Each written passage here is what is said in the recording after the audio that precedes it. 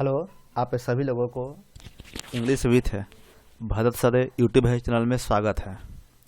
आज के क्लास में हम लोग इम्पोर्टेंट कलेक्टिव है नाउन विथ हिंदी मीनिंग पढ़ने का प्रयास करेंगे।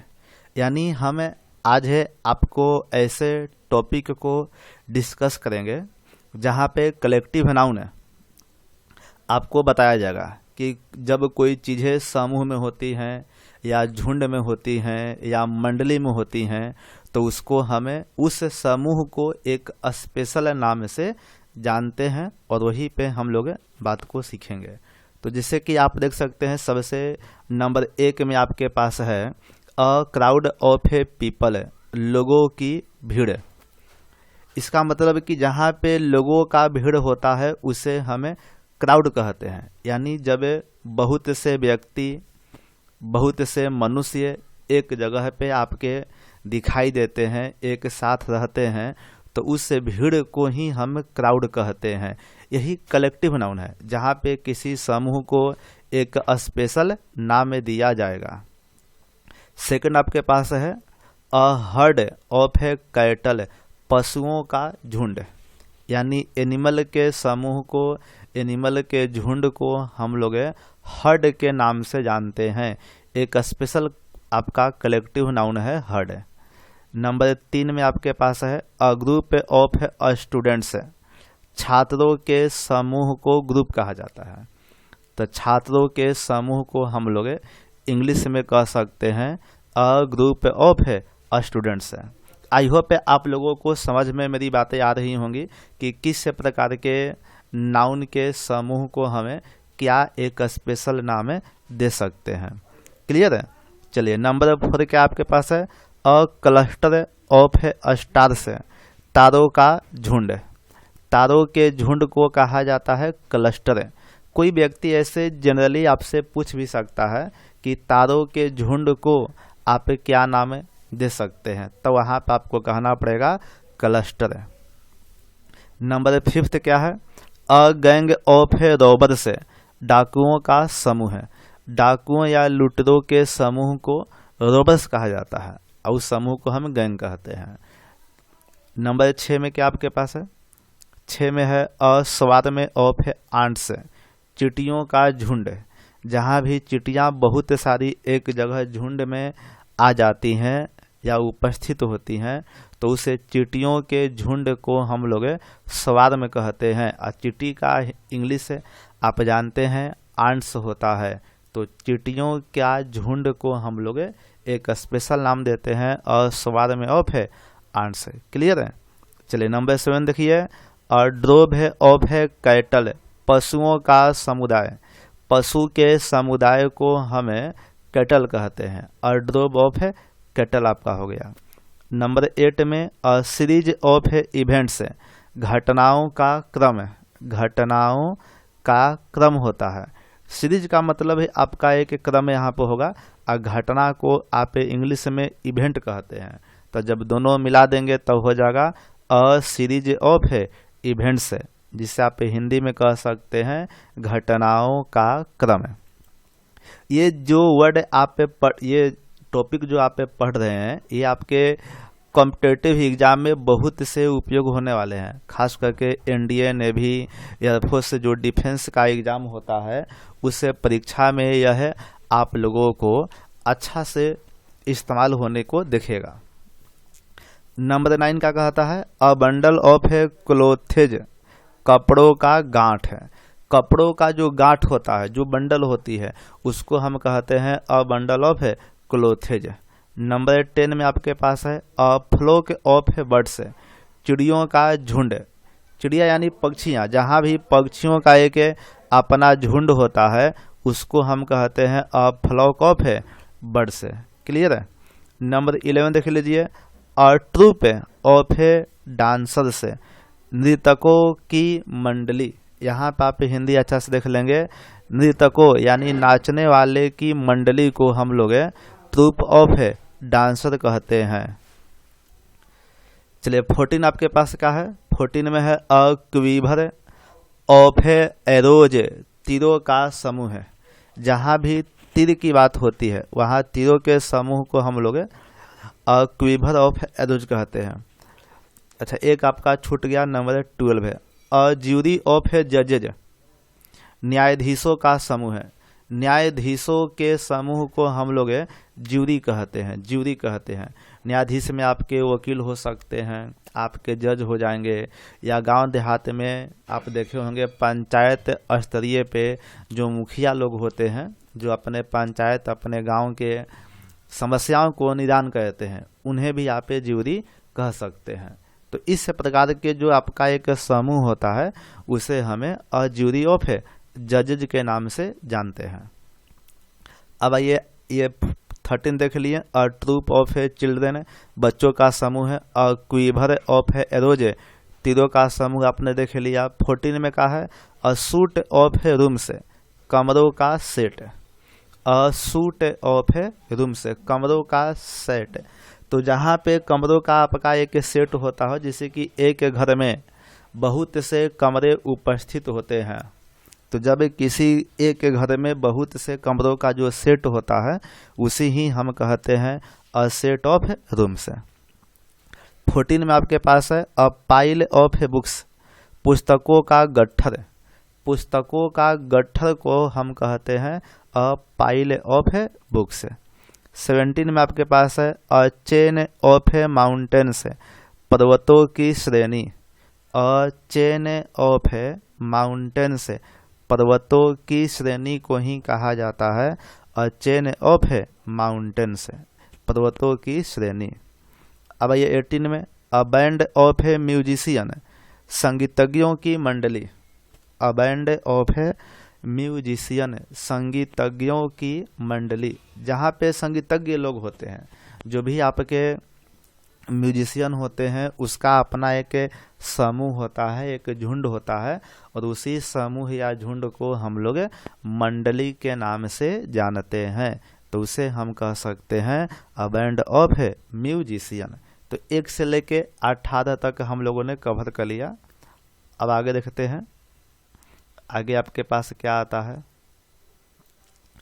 18 के बाद 18 के बाद में चलिए 19 से देखने का प्रयास किया जाए। 19 में आप लोग इन सारी चीज़ों को 2-3 बार देख लीजिएगा तो सब आपके दिमाग में भी याद हो जाएगा, है ना। किसी भी चीज़ को जब हम बार बार देखेंगे तो ये चीज़ें हमारे दिमाग में ऑटोमेटिक सेट हो जाती है, और उसके बाद आप अपने कॉपी में लिख लेंगे तो इससे और भी अच्छा हो जाता है, आपका रिवीजन हो जाएगा, आपको याद भी बहुत अच्छे तरीके से हो जाएगा। क्लियर। चलिए आते हैं 19 में। अ कोर्स ऑफ स्टडी, अध्ययन का क्रम। अ कोर्स ऑफ स्टडी को कहा जाता है अध्ययन का क्रम। 20 देख लीजिए। अ वैल्यू ऑफ शॉट्स, गोलियों की वर्षा। जहाँ देखते हो ना, जब कोई युद्ध होता है तो वहाँ पे धाएं धाएं धाएं धाएं गोलियाँ चलना स्टार्ट हो जाती है, यानी गोलियों की बारिश हो जाती है। तो गोलियों की बारिश को ही कहा जाता है अ वैल्यू ऑफ शॉट्स। 21 है a value of arrows. Arrows माने आप जानते होंगे बाण होता है, तो बाणों की वर्षा हो गया। यानी वैल्यू का मतलब आप कह सकते हैं एक प्रकार का वर्षा, जहाँ पे दे दनादन फायरिंग होना स्टार्ट हो गया, तीरों का बौछार हो गया, उसी को हम कहते हैं वैल्यू। तो यहाँ पे लिखा गया है अ वैल्यू ऑफ एरोज, बाणों की वर्षा। 22 में क्या है अ वैल्यू ऑफ स्टोन्स, पत्थरों की वर्षा। स्टोन का मतलब ही होता है पत्थर, तो यहाँ से आप समझ सकते हैं जहाँ पे केवल पत्थरबाजी हो, आप ऐसे भी कह सकते हैं जहाँ पे केवल पत्थरबाजी हो तो उसको हम कह सकते हैं पत्थरों की वर्षा, जिसे आपका कहा जाता है a value of stones. Clear है। अब आते हैं 23 में। अ शीफ ऑफ ग्रेन्स, अनाज का गट्ठर। अनाज के गट्ठर को एक स्पेशल कलेक्टिव नाउन कहा जाता है, शीफ है। तो अ शीफ ऑफ ग्रेन्स को हम कह सकते हैं अनाज का गट्ठर, जहाँ पे अनाज बहुत से आपके बोरा में रखा जाता है, एक प्रकार से कह सकते हैं अन्न भंडार। तो अन्न भंडार आपका एक जगह होता है, और उस अन्न भंडार में जो भी अनाज रखे जाते हैं उसी को हम कहते हैं अनाज का गट्ठर, जो अनाज उसके अंदर में रखा जाता है। 24 है अ हीप ऑफ सैंड, बालू का ढेर। अ हीप ऑफ सैंड का हिंदी है बालू का ढेर, बालू का ढेर, जहाँ पे बहुत सारे बालू हो, यानी रेगिस्तान में आप देखे होंगे वहाँ पे बालू ही बालू होता है, तो उसी को हम कहते हैं a heap of sand, a heap of sand. 25 देखिए अ बंच ऑफ कीज, चाबियों का गुच्छा। ये तो बहुत ही आपके एग्जाम में पूछे जाते हैं, आपके हर एग्जाम में इनका बहुत बड़ा अहम भूमिका होती है।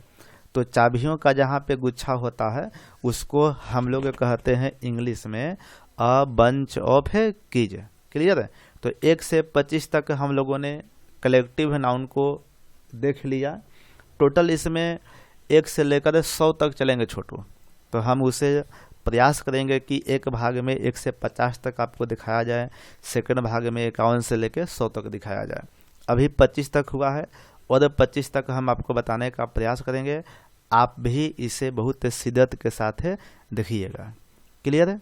चलिए अब आते हैं हम लोग 26 में अ गैलेक्सी ऑफ स्टार्स, तारों का झुंड। तारों के झुंड को आप कह सकते हैं अ गैलेक्सी ऑफ स्टार्स।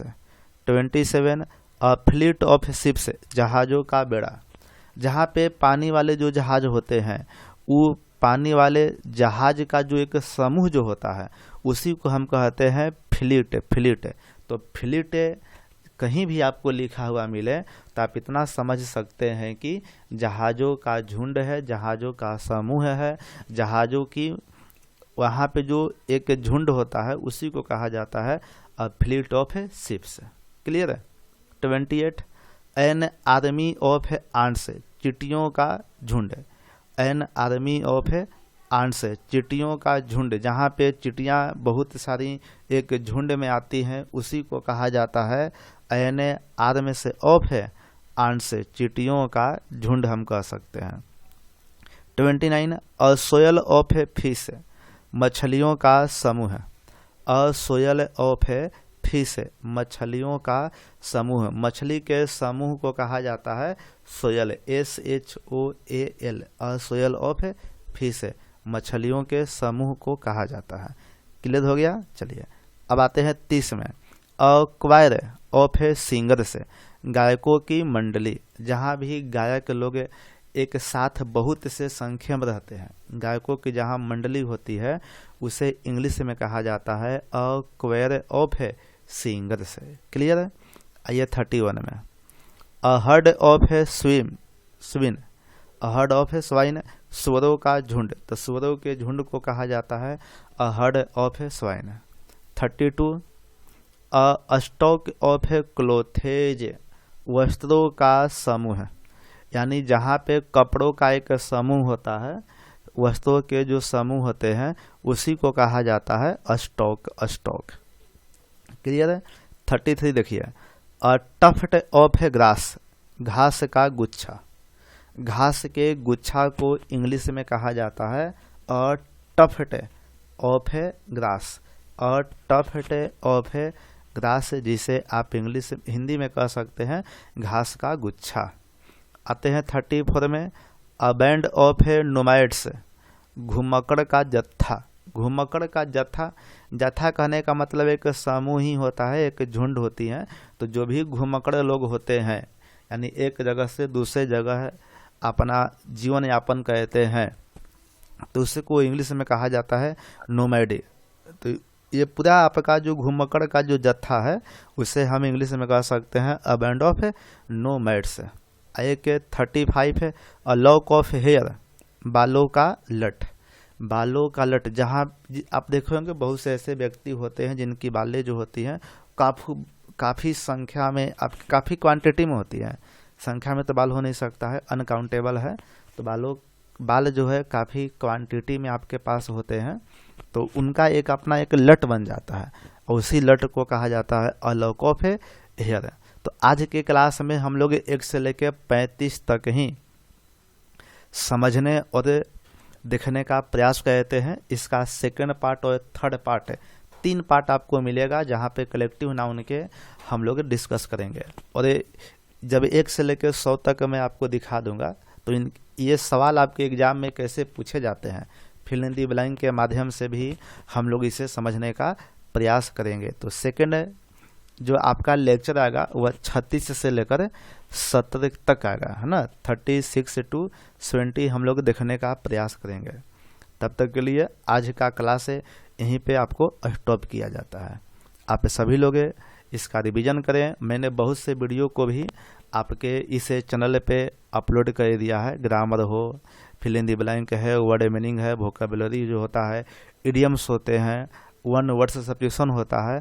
आप उन तमाम वीडियो को देखें और अपने पढ़ाई को बहुत एक नया मोड़ दें और एक नया बेहतरीन तरीके से अपने पढ़ाई को बिल्डअप करें। धन्यवाद।